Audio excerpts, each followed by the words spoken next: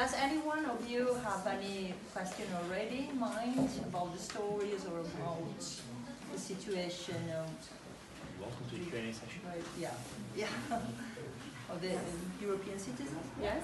Sorry, my name is Tom Pratt. I'm from the EU Run Group. All right. My question is, what can groups like ourselves do to, I suppose, make more people aware of the situation and like campaign to, ease things, make things better? Yes. Well, I think it's really important to raise awareness of these issues, and it can be done in many ways. I mean, for instance, we've done it with a book. We do leafleting about the book and make people aware that, in our case, it's not for profit in the sense that all the money goes into buying more books to give to people. So raising awareness is extremely important. And if you're interested, I can tell you very briefly what the situation is now with EU citizens. And also, sometimes, what a lot of people tell us, EU citizens, not being dismissive of what, we're going through. A lot of people say, well, you're going to be fine, or we don't mean you, or things like that. These are exactly, the sentences, that can become really hurtful. And people really sometimes come and they can be upset. So it's very important to listen. And yes, not dismiss them as, well, don't be...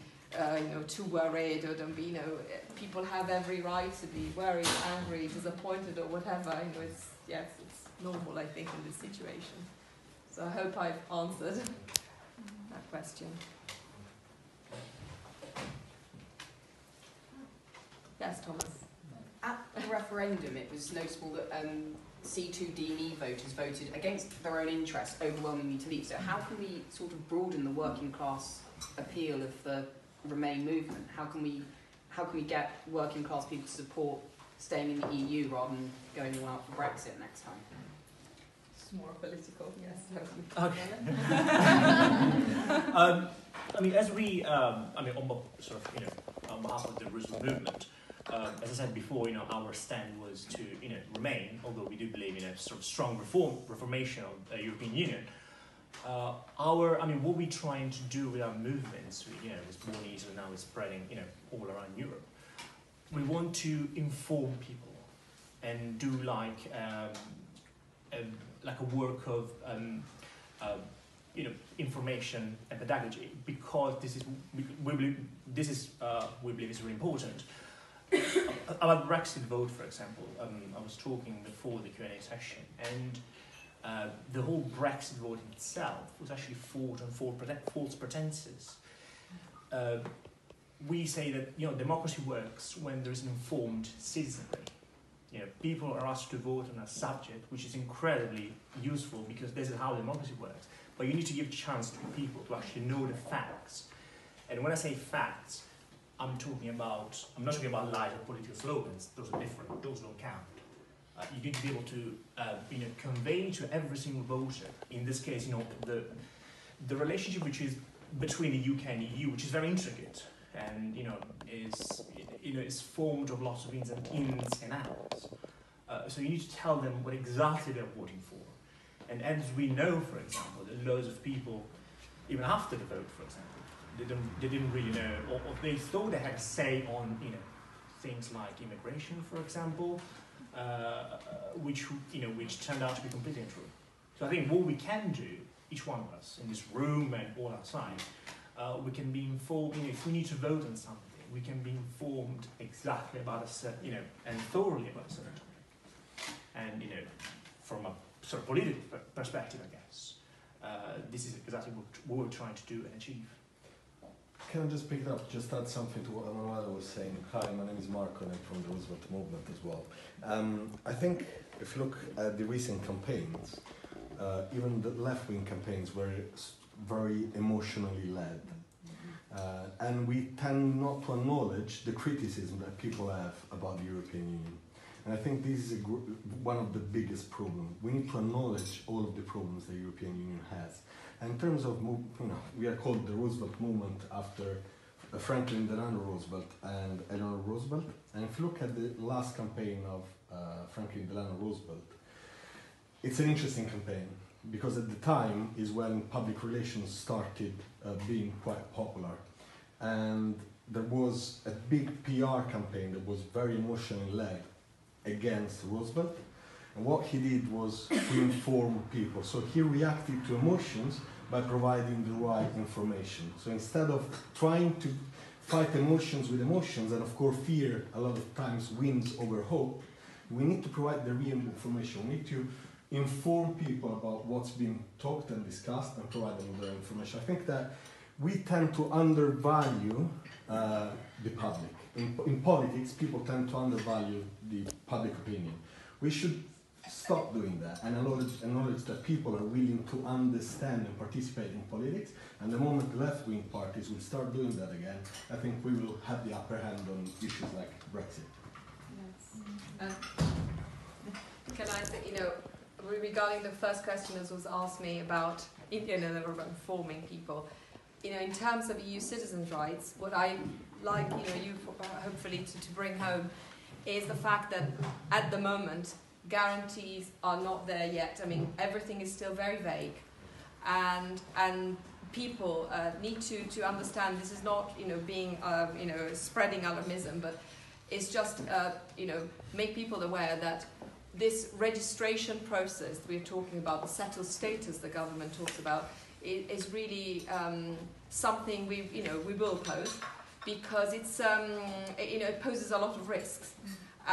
First of all, it's an online process, and that cuts out a lot of people who have no access to computer, older people. Think of, for instance, the old Polish community, old Italian community. People may think we're fine, and they're not.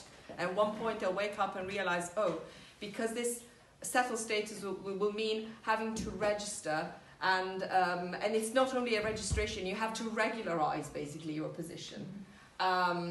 But also the Home Office has a 10% error rate. What does that mean? That 300,000, and we're talking a big number, and probably more people, are going to be at risk of falling into the mistake category. And before Brexit, if a mistake is made, we can find it here. And we can say, okay, there's been a mistake again. After Brexit, it will mean becoming illegal from one moment to the other, which means your bank account can be frozen, your driving license can be taken. So it's very serious consequences that and therefore people need really to be aware that we and I'm part of the 3 million, which is an important organisation which fights for citizens' rights. We will oppose this registration because we still don't know what the eligibility criteria are and everything, and people live still in this uncertainty. For instance, disabled people don't know whether they'll make it. A political activist, wonder. I mean, I have a person who's been in Greenpeace years and years ago, and she says, well, that will count, in my criminal record, and therefore I could be denied. I've been living here for years. So it's very important to be informed and say, when the media say everything is sorted, citizens' rights is sorted, it's far from sorted. May I say something? Yes. I've had a pleasure actually being lately on the, I call it a travelling show of the Home Office. I don't know if the Italian community had a chance to be invited to one of those. But basically at the moment the Home Office is promoting the settled status, the proposed settled status to the EU citizen groups, community organisations and so on, in order of calming the situation at the moment. So we've been invited to one of those, and there is a lot of talking very highly about the new online system which they're testing, and they're supposed to be available on all sorts of high-tech applications. They are talking of testing and allowing people which are not IT literate. However, when we propose them to actually test on our client group, which largely is IT literate and not exactly fluent in English, but they will be settling here. Yeah. We still don't have any communication from them, although I pushed it, nothing. So the question is, this is really, it's one of these high-tech things, but plus there will be a drop box as this, which might exclude you when you have any criminal record. any criminal record, because this is something which is discretionary, so they actually can move it from here to there.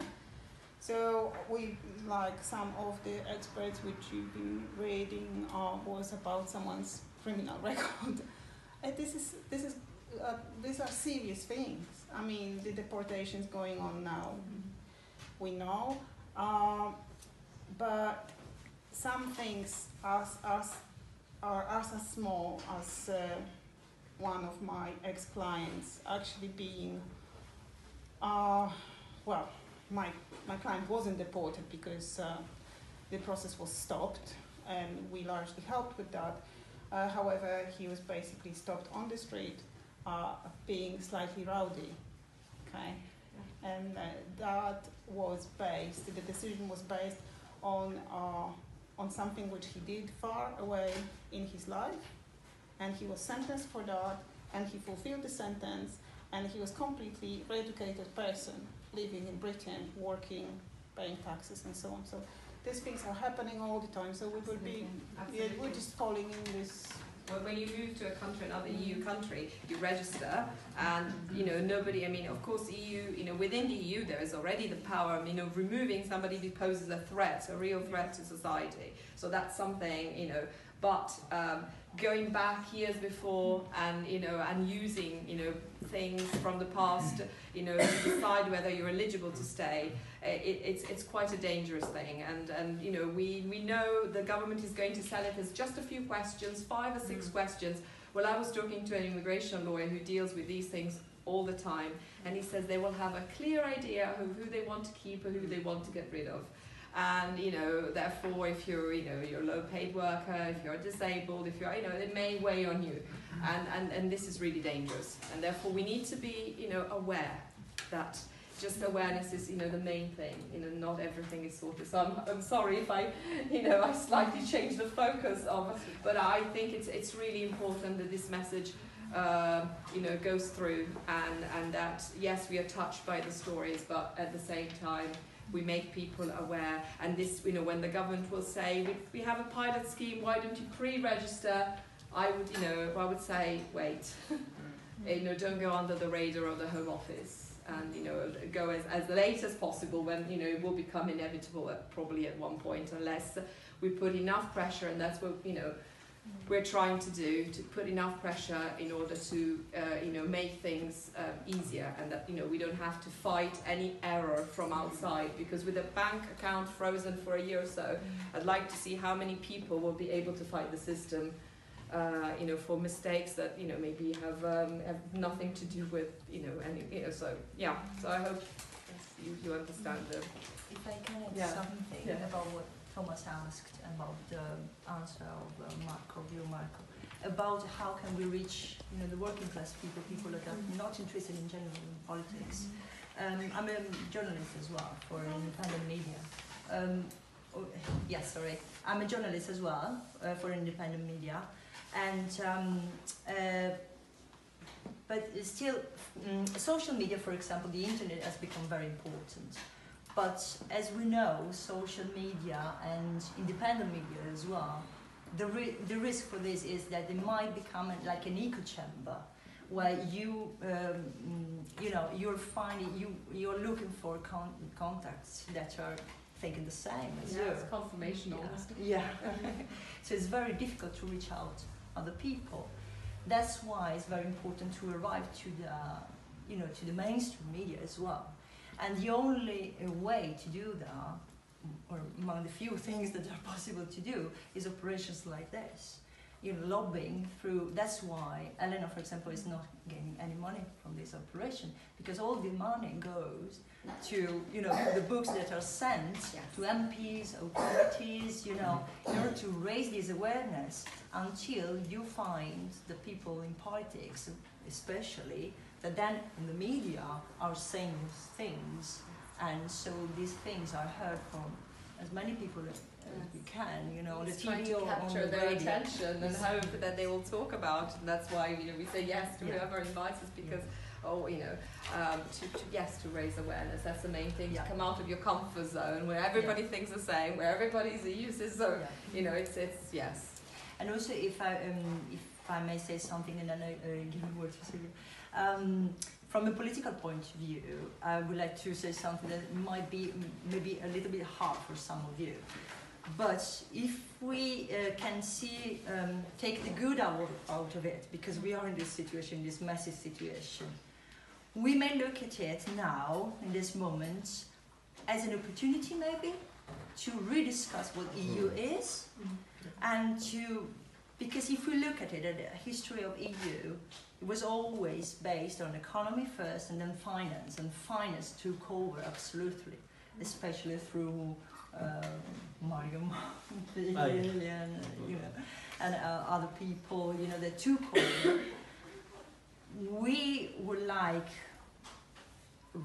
human rights to be at the center, and economy and finance be at the service of people, not the other way around.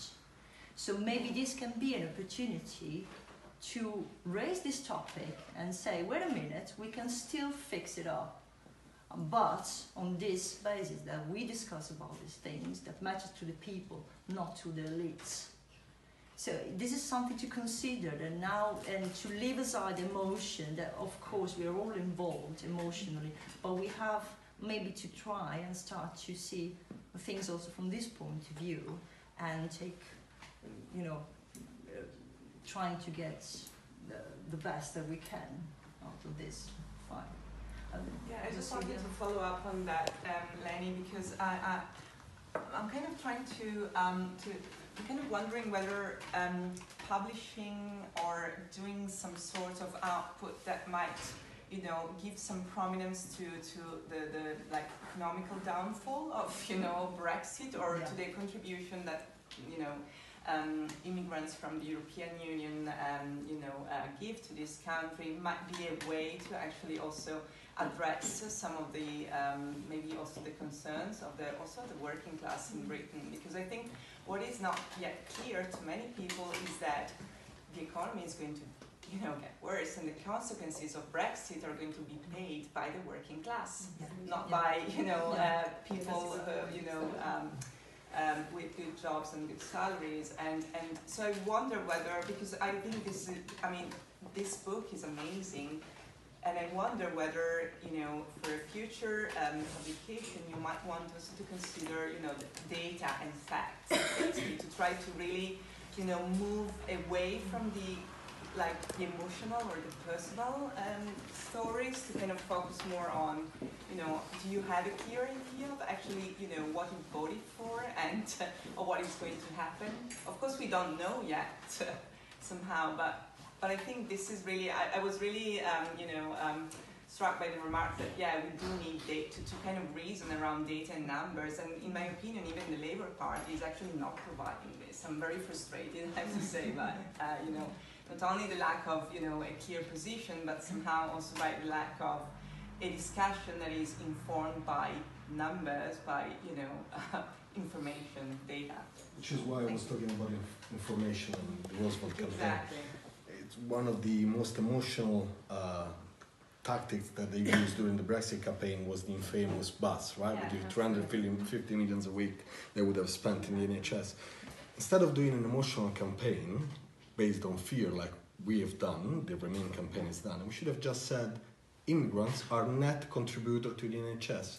Immigrants are the people who actually pay for the NHS, because they come here, only stay for a number of years, often go back home, so they never benefit from the taxes that they've paid. So we should have just replied by saying, actually, it is the European who pay for the NHS. And that would have been truth, it would have been a fact, something that would have countered the emotional side of things. Yeah, because on this, even I'm thinking, I work at the university and in Scotland, so we are very much based upon students coming from other European countries, because they don't pay fees at undergraduate level, so this is why they chose Scotland. But I wonder whether one should focus on certain campaigns, like the fact of actually not choosing to put students who come to the UK just for a few years to get a degree, and then they want to go back to their home countries. Actually, they don't want to necessarily stay here. unless they find a good job or they have, you know, a family or so. But the majority wants to leave. So whether one could focus on, you know, certain battles to kind of try to at least, you know, achieve something in the short term. The problem though nowadays, I mean, I totally agree with the information, but it's this idea that everything, you know, I've had discussion, endless discussion, and when you give facts, a lot of say, well, it's fake news, you know, and that's how they, you know, and it's really hard, in, you know, probably nowadays sometimes to you know, to get through to people. So I've noticed that sometimes if you give a story with, you know, which contains facts, you know, it's sometimes easier. I mean, you say, well, look at, you know, I can give you examples of many people now. I speak to a lot of academics, and this is what they say. This is what they can't say no, because that's, you know, that's true experience. So it's you know, I totally agree that the right information needs to be given, but that red bus won a lot of votes because some people just are led by emotions and do not want to listen to facts. And even when they spoke to fishermen, I remember in Cornwall saying, but you realise now that the situation is going, you're not going to have these grants and everything. They don't seem sometimes to want to listen. And the problem is the day they'll wake up and they realise that, you know, the money's not there and everything, it will be too late. So it's actually, it's difficult to get through sometimes to people with, so yes, I wonder what... Can I say just a few words about as Mark and Elena was saying about we're saying on the emotivity of the campaign, the emotional side of the campaign. Before the Brexit vote, about more than over 70, probably 75% of the mainstream media landscape was in favour of Brexit, was in favour of leave. Yes. Which is an astonishing number for a free press country as the UK is. Well, sorry. Yeah. It's very debatable. It's very debatable, actually. Three groups control something like 75% of those groups, I mean, we know the title, like, you know, the big titles, like, you know, I mean, The Sun is still the big selling newspaper in Britain. The Daily Mail follows suit. The problem with that, the mainstream media was in favour of leave. So if you want to try and get through that, there's a massive war to give the people the right type of information is very difficult, it's incredibly difficult. So I mean, this is the problem with media, because media love the negative stories, they don't like the positive stories, because positive stories don't sell. Yeah. That's the big problem that, you know, I guess Remainers and, you know, stories like that had before the Brexit vote. So I think how to give information to people is a very hardest task. You can't rely, you can use independent media, it's probably the best way. You can use social media, you can use the internet. You can use events like that, for example. I mean, this is why we're so proud of sponsor this book. Sponsor. Yes, Supported the launch of this book, because it is with events like this that we can actually change public opinion. The media landscape is what it is right now. There's not much we can do about it. These are things that have to be discussed in Parliament. But with talks like this, and, you know, providing, you know, giving this book and all this, you know, people witnessing Brexit on their own skin, and, you know, submitting this book to Parliament, as Alan has done already, can actually, I think, change and move their opinion about on the topic. So when they actually go to Brussels and start negotiating, you know, whatever is going to happen, I think they will have, you know, people's interests at heart, at least. I cannot stop myself from telling a little story, because I was listening. Talking about story, yes, it's a power story. No, there was another question in the queue of okay, public. Shall I wait? Just because it's late. Yeah, just very quickly. After him. We were about emotions and data, and how hard it is for some news or some information to get through.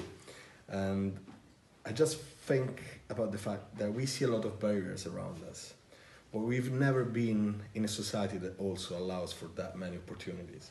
And thinking about books and information, it just brings to mind something that's quite relevant to this country, the independence war in the United States.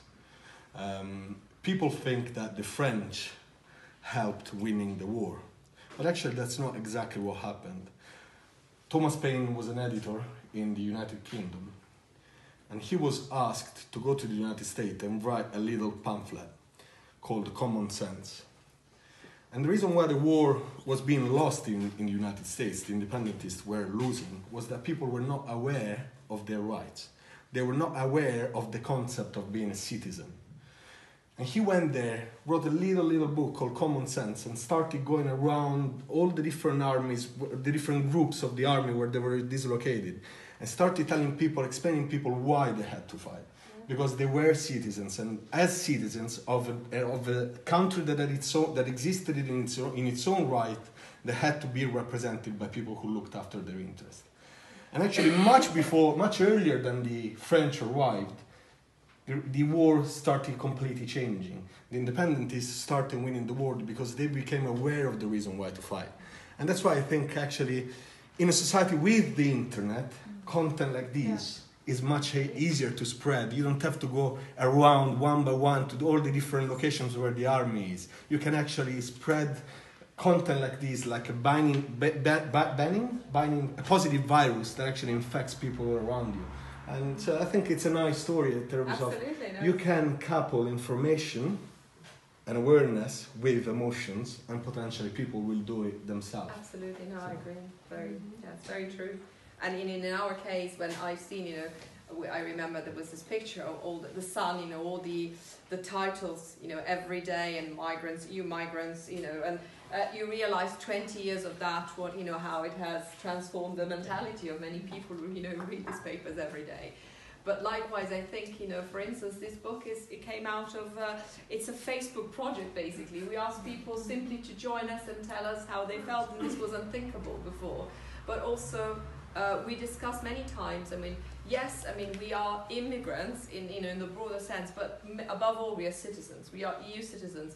The EU speaks about free circulation of citizens, and we need to be aware that, nobody can, the idea of an immigrant has become almost a derogatory term, just to see, okay, the Brits are broader expats and you are immigrants. No, we are all EU citizens. So, and for that, we need to be aware of our rights and raise awareness, of our plight, because this is unacceptable what's happened. So, going back to your story, I think it's a very powerful story to explain how information can be given through. Thank you. I didn't know it. So. I will say there's another question from. You got a question from? No, I saw somebody having a question. No. I have a question. I want to just explain a couple of things, which I did even along the School Economic and a book, because we were presenting a book why we need to proceed with the Brexit.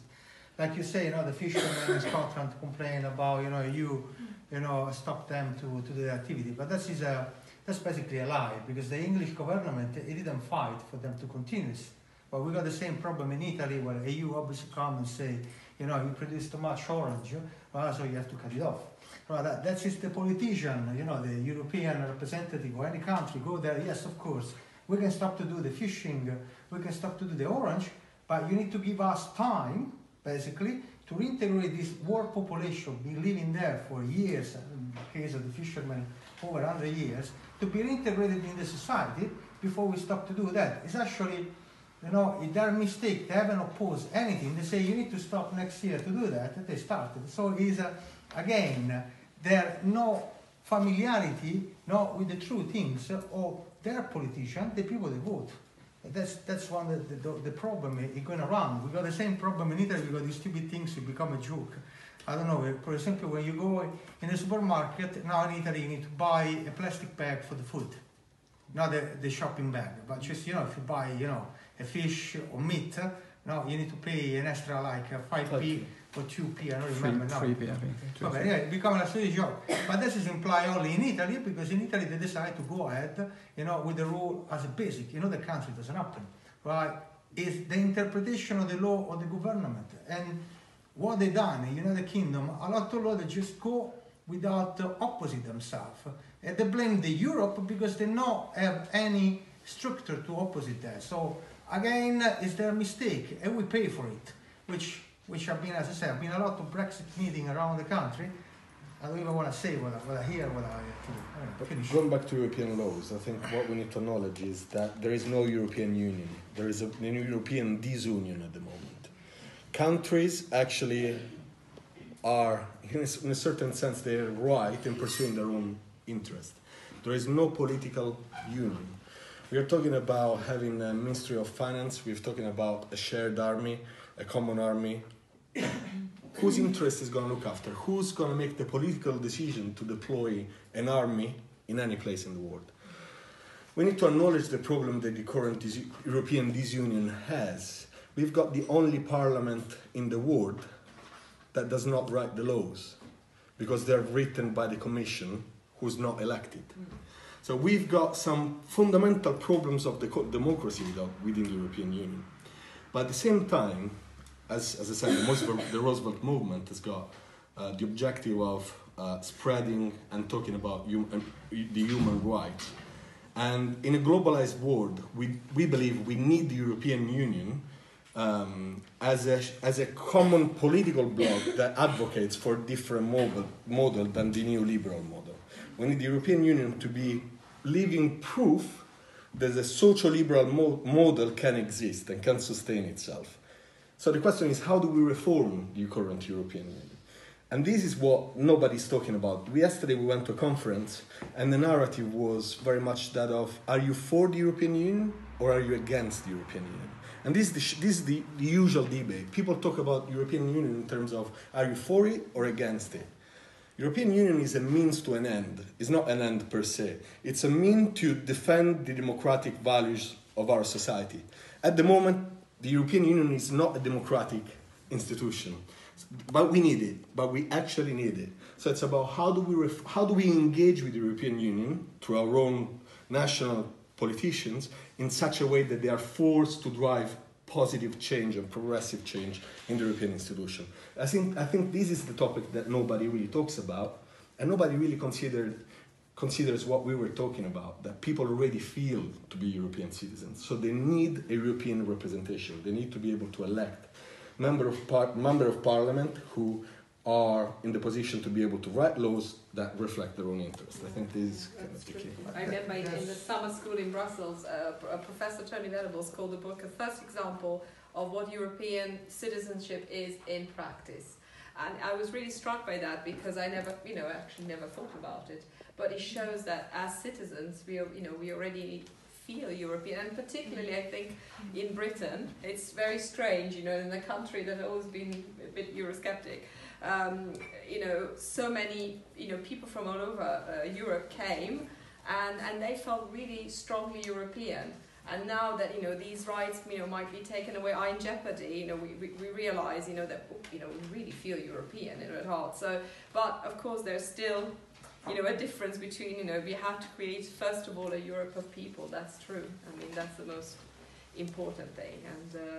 And certainly, we are a good example in the book. There are many who already feel this way. It's just a matter of changing. And transforming what still doesn't work.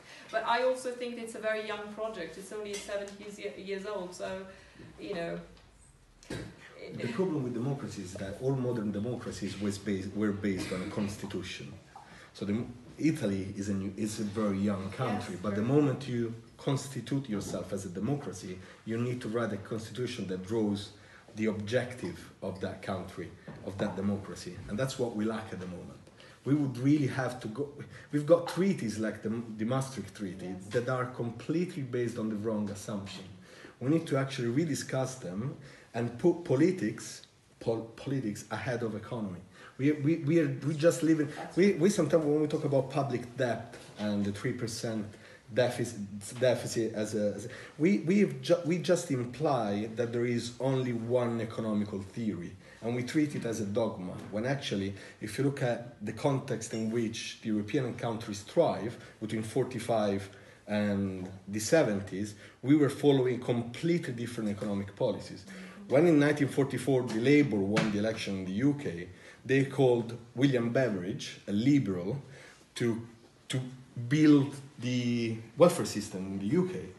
And they did it at the back of a completely different economical approach based on Keynesian theories. Now those theories have been completely disregarded as being valid, but we need to rediscover actually that politics needs to drive economic policies, and and there isn't only one way to the economy or finance. There are a lot of different ways, and I think this is actually the real aim of the Roosevelt Movement, is to try and talk about the current issues in a slightly different way from what's been talked about. It's not about supporting, defending, or fighting the EU. It's about talking about the idea of United States of Europe that we wanna build, and how we're gonna do that.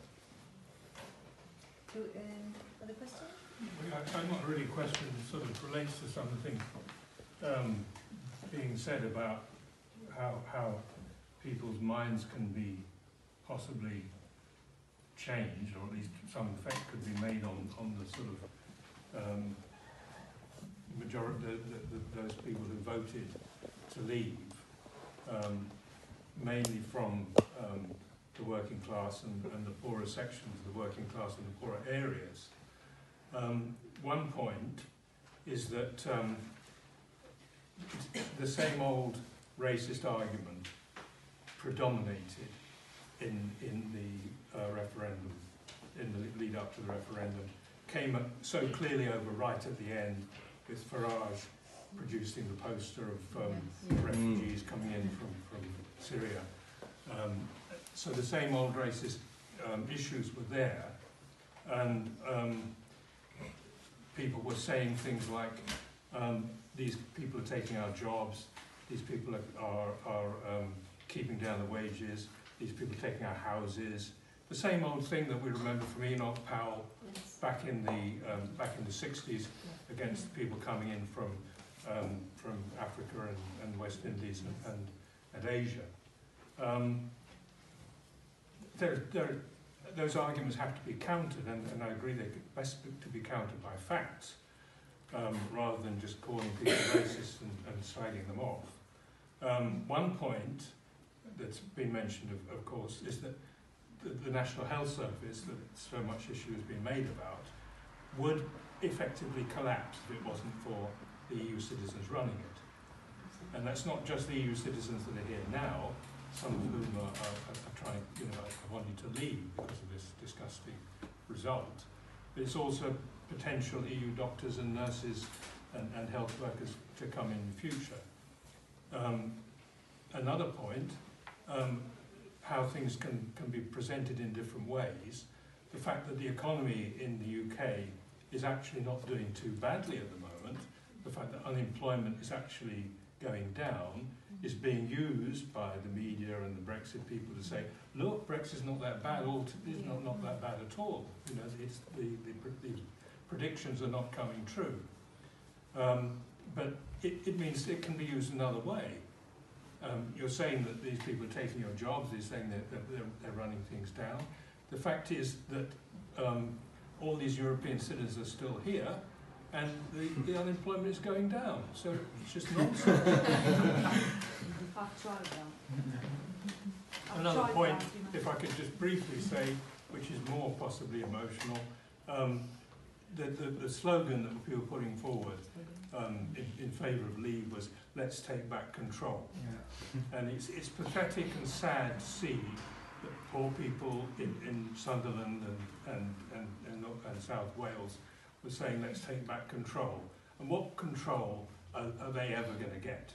Look now, you had David Cameron in control, now you've got David Davis in control. Is there any difference? Will there be any difference? You're not going to get control this way. You're not going to get control by attacking immigrants. You'll get control if you fight for working class rights, but that's a different issue. You're not doing that. Yes. You're fighting in favour of those people who are oppressing you. Well, what is sad is that these people sometimes are victims of all these austerity cuts, and they don't realise that this taking back control will weigh on them. They will be probably the one who will pay the price, and that'll probably make them even more bitter.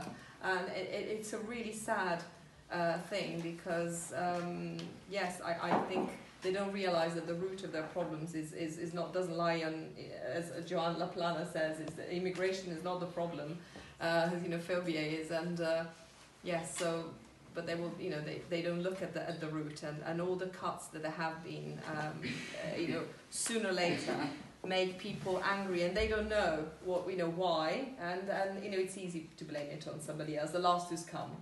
And even amongst immigrants, the last ones, if you come, I think the Bulgarians, they're the last ones, so they're the worst. Even there are almost levels. It's so sad. We experience that also in our country. Yes. Because in our country we have experienced for a long time, still we can say still now, racism against people from the south. Oh, yeah. And in recent years, that's interesting because there was a shift. Most of the people from the south then joined people from the north, blaming the migrants from Africa or from East Europe. Yeah, no, I totally agree. What I find different here is that the government has not said from the start. I mean, there was a spike in racist crimes and hate crimes straight after Brexit. It was incredible. It was like an hysteria. And I have not heard one word saying enough of this. They're not to blame. So if you allow these demons to be unleashed, I mean, then, it's really hard to take them back, and they don't know where, but, and then, I don't know, was it September, I think, when Embarad said, we need to use EU citizens a good bargaining capital, and we'll have lists of foreign workers. I mean, of course, these things didn't certainly help our cause, so that's what I think, that's the difference. I mean, I think that racism, xenophobia are everywhere, and, especially... Every country has his own Yes, racism. it is got, yes. But, if you have a government allowing this to happen, I'm not saying, let's say, more better, just not saying much. I would like to add a note on this. Before him, because it's on the same topic. Basically, it's a note about what you asked also before. As Roosevelt Movement, what we're trying to achieve also is for each of these tricks that they use in the media with the government, we are trying to organize something next to it to try to humanize the same topic. For example, on the emotional side, as you said, one of the stupid things that I've heard a lot in the last months, years, especially talking about Syria. These refugees are here, they're just here to steal our jobs and to steal our money, to get blah blah blah. And we actually invited, or them on benefits, etc. etc. We actually, our first event in London as Roosevelt Movement was about, one of the first events was about a Syrian guy who actually he appeared on the BBC as well, where one of the most amazing things he said, which is, if you think about it, then it's quite simple and basic, but people often think the opposite, is that he said that when he left Syria, he's a refugee, went through an incredible story, he went to Greece, then Turkey, and then he managed to reach England, and now he's a refugee, officially, he has a house, now he's fine. He left his wife, who just had the baby a month before, and so there was no real need, need to leave his country. He didn't want to leave his country. It was his only choice to give a better future to his family. And like him, many Syrian people, during the spreading of the war at the very beginning, used to live just on the border because they didn't want to leave the country, that they didn't want to go away. Why you should leave your house? Why you should leave your town with your friends? And this is something incredible if you think about it, because everybody just thinks about, oh no, you're just stealing our jobs, you can't wait to leave your country. Are you joking? So what we tried to do with that event was to give a real life experience. Just say, people, this is what's really happening. This is a person who just left this country for these reasons.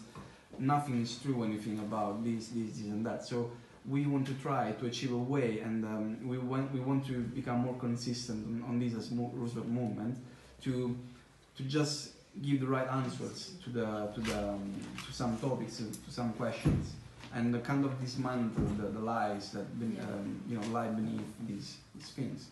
The video's online. The video's online. Oh, the video, the video of this event is online on our Life as a Syrian refugee is a brilliant story. It is, yeah, and. It took him 4 years to get to the UK. 4 years, yeah, and he left, and then he joined. His wife just joined him after 3-4 years, and was only the best moment of his life. So this is real experience. This is real. It's a true story, and people is just trapped into this wall of hate. And you go in the tube, you read that horrible newspaper, which is like what. I remember when I moved. Yeah, no, sorry. Yeah, no. On a funny note, when I moved to England, I remember one of the first articles I read on. I'm Italian, and I read on this newspaper. They were talking about Italians, and I'm from South as well. I'm from Napoli. So I actually went to Mexico, and when I said I was from Napoli, they were like, "Whoa, it's dangerous there."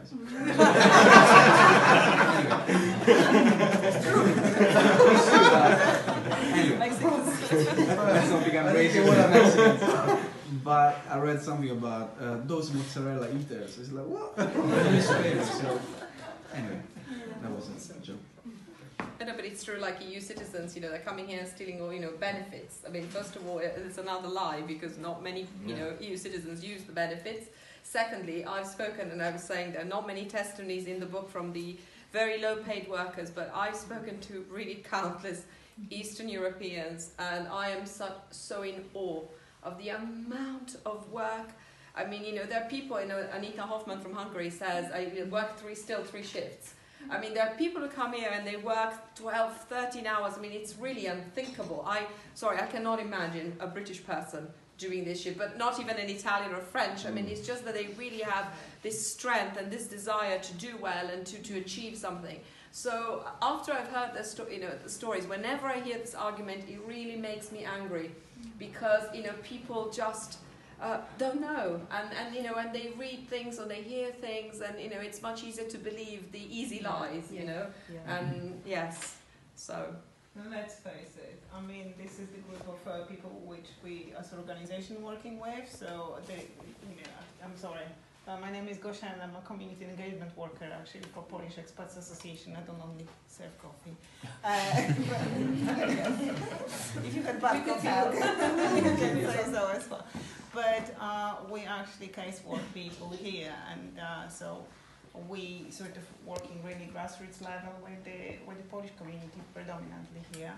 And these are people which don't have a high education usually, or they do, but they never managed to get enough grasp of the language and jobs and skills or whatever to actually go any further, or they just came here to make some money and make a better life for the family, and they didn't really care, as the lady which was in the story.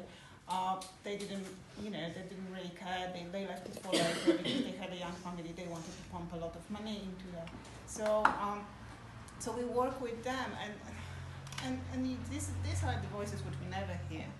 I believe like we hear all like have few degrees around, and you know, like we are people with we can actually understand these things from the bigger perspective. A lot of my clients, their perspective is basically they played in a house, you know, like they have their house, their family. This is their interest. This is what they want. And another question is, you know, like you asked how we can possibly, you know, get people to, like, how we can approach people, what we can do. I think it's one of them is like, what do we do with migrants? We need to find the ways of working grassroots level to actually get to them and speak their language to them. And I'm not saying only in lingual way, in language which they understand. Because let's face it, all this homophobia started here from the fact so no one speaks to these people. So those people we voted out, most of them, they have no idea, basically, because no one educated. And it's the same on the other side. So those people suffer now because they worked for countless years here very, very hard, and then suddenly there was an accident at work, they didn't know how to report it, and they didn't have anyone to help them. Now they own benefits, if they manage to get them. Soon they might be out of the country. Yeah, absolutely. And even benefits, the subject of benefits, what I want to say, EU citizens were entitled. I'm not saying, you know, that you should become, you know, leeching off the system or, you know, do things, but, you know, people were entitled. And I know for instance, a German friend who had 6 months of benefits, and now she feels, my goodness, this is like a capital sin I made, and it's going to. So it is horrible. I mean, these things were allowed, and therefore now they're playing against, and they will become reasons maybe to. They're still allowed. Absolutely, they're still allowed, of course. The health-related benefits. I mean, like in my work, I am going through the countless mandatory considerations and tribunal cases. I mean, if I see a positive outcome of the health-related benefit for the EU national on the first level, and I'm saying about the serious illnesses, this is not like someone, not like someone is climbing because they've got a slight pain back and they could actually go to work. We're talking about the really serious illnesses, and we're getting all this like health assessments, and they're coming 0 points for mobility, like for someone who hardly can stand up, sit down, So these are the things which we're facing all the time. Absolutely. If I may add on this, because you said, I think that you touched a very important point in saying that we need to engage with all the people and to speak that language. And also it's very important not to demonize people. For me, this is a very important point, because as a journalist as well, I can see the amount of brainwashing and distortion in the media. So of course, many people who are not particularly engaged with politics for many reasons, we are all different, or simply have not the time or the energy because they worked all day. Absolutely. Let's remember that we are in austerity, period of time. The only chance they have to get some information is from the mainstream media, from the radio. They switch on in the morning. I listen to the radio every morning while I'm preparing breakfast for my kids, and that is a crucial time because, of course, the mainstream media know that many people are preparing to get to work, and the amount of, sorry to say, but of lies that I hear, it's incredible, unbelievable. Sometimes I wish I can have the power to switch it off because I'm getting really angry. If I can say, it's not just UK. It's everywhere now like that. You go to Italy, you hear the same stuff. You go to France, everywhere, but spreading from a like. perspective of a person. Sorry, we can't do. You kind of not have it. Yeah, no, but exactly, that's exactly, and a lot of polls particularly are, saying that, but I think many of us can, but it's the amount of, I get angry sometimes. Yeah. Sorry, you were trying to say something. No, it's okay. But the whole point is for us to remember when we hear the abuse from other people, Lena, se lui voleva parlare. Oh yes, sorry. Just closing very briefly. Just because about this, Pier Paolo Pasolini, one of our main writers, says something similar. Nobody had the courage to speak to these people, referring to racists and fascists. Right? For me, that is very important. Otherwise, the risk is to create another echo chamber, between us. Instead, we have to reach out and also to control our emotions, because it's really easy to get angry, of course. Yeah. But it's very important that we do differently. Sorry. I just wanted to come back to the point that this gentleman made about and the way the argument was fought. The right and the Brexit side like to focus on kind of national identity and British culture and British values and all that stuff, and we tended to focus more on the economic side.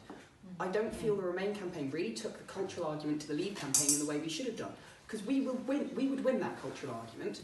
For the very simple, I think we need to remind people what it actually is what it means to be British. It means your ancestors came from somewhere else, almost certainly with nothing more than the change in their pockets and the clothes on their back, integrated themselves into this society, much like the EU immigrants in this country do today.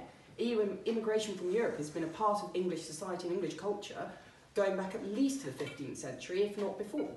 And we also never, when the Brexit campaign in the final days was talking solely about immigration, and they talked a lot about freedom of movement and demonised freedom of movement. And what we need to do is launch a really impassioned defence of freedom of movement and say and emphasise, and the key word in that term is freedom, not movement, it's freedom. It is the right of all EU citizens, anywhere in the EU and the EEA, to to travel, live, work, study anywhere else in the EEA. And I think that's a really powerful thing, and I think it's a wonderful thing.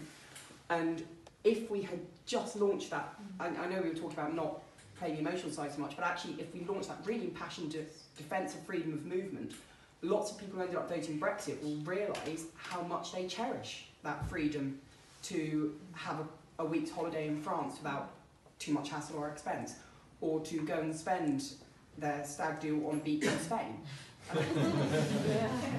Playing to the very worst of English culture there. But it's true. I mean, personally, of course, I put together stories. So for me, that's the power of stories. Is so important. Had they written articles about, a young student, how will your life be affected after Brexit? How will, real stories of people? How I think then, people would have understood. And I think, the Remain campaign, I mean, we can't go back now, you listen to Cameron, I don't think he convinced even Remainers, because he wasn't convinced himself probably, and as we've seen afterwards. So it was empty, it was hollow. And, yes, facts are important, but, you also need to give a real life experience, because that's what people understand. People, in my opinion, always relate to stories. And they like to hear how you feel, how another feels, and what are your circumstances? How will you be affected? And that's how you can present facts. Sometimes it's a way. I mean, I think it's a way of sort of getting through to the massive wall that sometimes the mainstream media, because they're interested in emotional negative stories.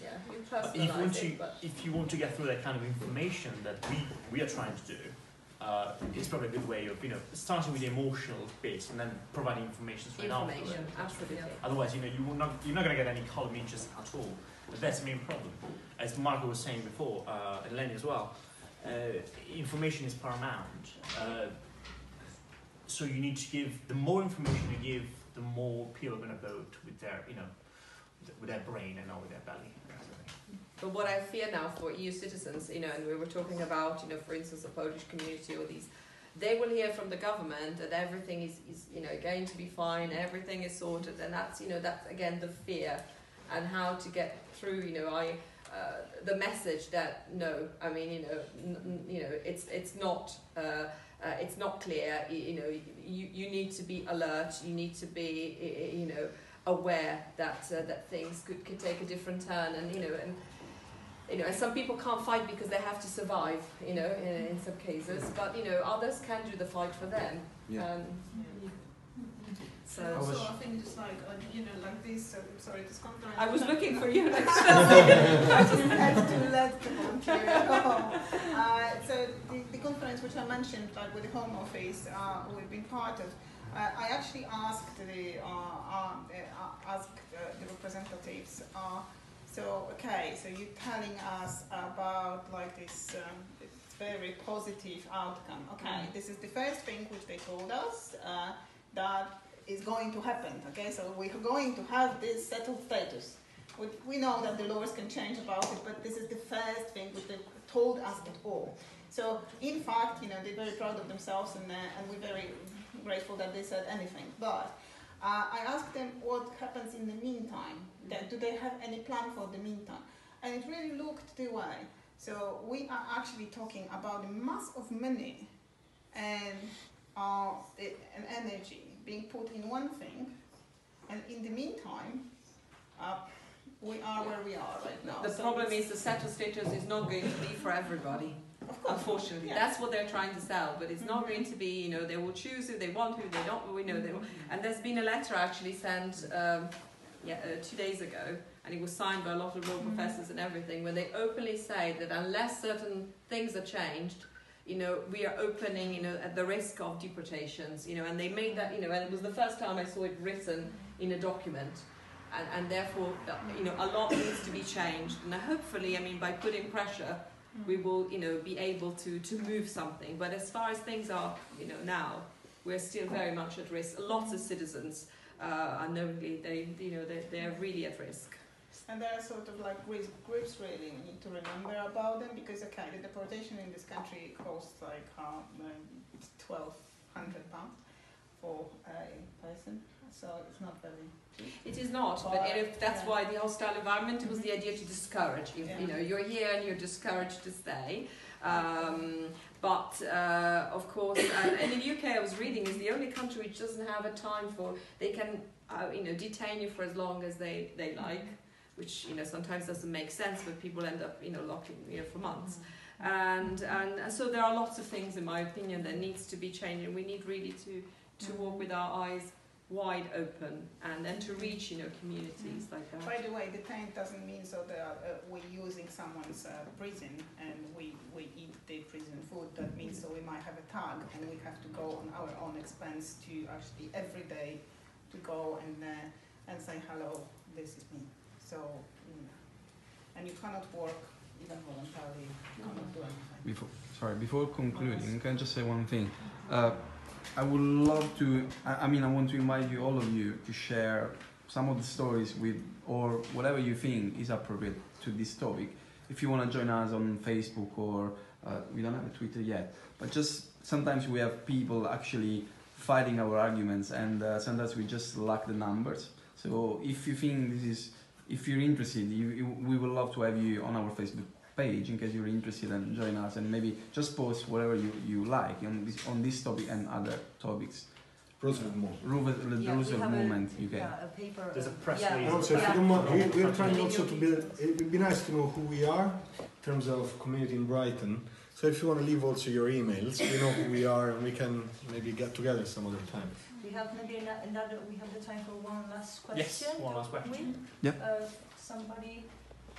No, anybody? Other questions? No. So Okay. I think we can. No. Thank you. Thank you very much.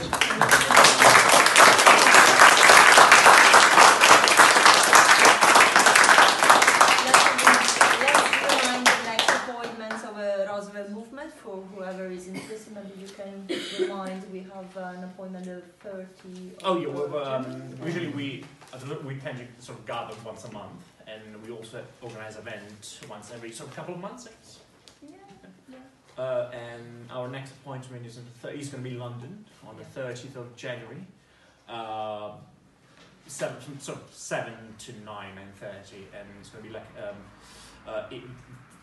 the basis. Our sort of room is the Inca CGL. Yeah. The address is on Facebook page. On Facebook you find, you can email one of us, or you can get in touch with us on Facebook and stuff. We're going to be talking about cryptocurrencies. And we're going to talk about cryptocurrencies, and that's right. Many topics. So and also the favorite topic at the moment, Trump.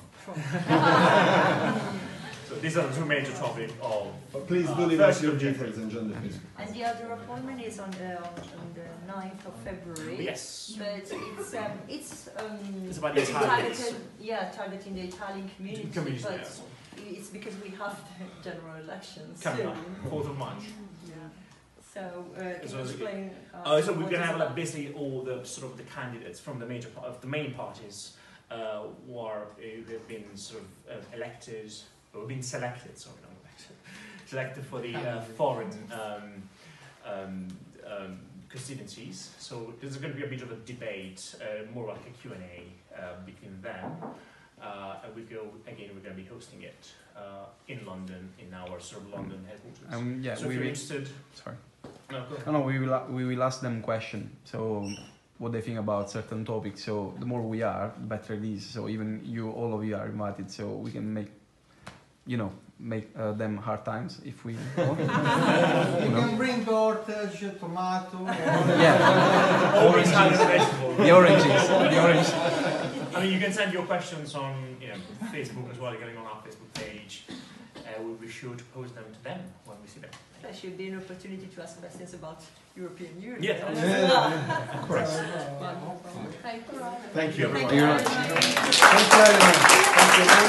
Thank you, Elena.